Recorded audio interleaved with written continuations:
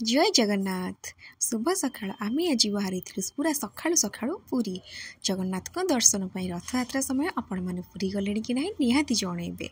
आम श्रीमंदिर पाखे पहुँचला बेलू मझे थे भौणी सुभद्रा आगे थे बड़ भाई बलदेव जीउ पछरे थे कालिया सांता जगन्नाथ मझे थे गेली भौणी सुभद्रा। फास्ट आम सुभद्रा माँ को दर्शन कलु तापर आम आग को चलिलु बहुत भीड़ आगे तापर आम आग को चलिलु देखिपे केते सारा भीड़ अच्छी जगन्नाथ रथ सामने जगन्नाथ को बहुत भल भाव दर्शन कलु। जगन्नाथ को दर्शन कर सारापर आम चलिलु आग को बड़ भाई बलदेव जी को दर्शन पर देखुए केते भीड़ अच्छी जगन्नाथ को दर्शन मंदिर सम्मुखें ही थिला।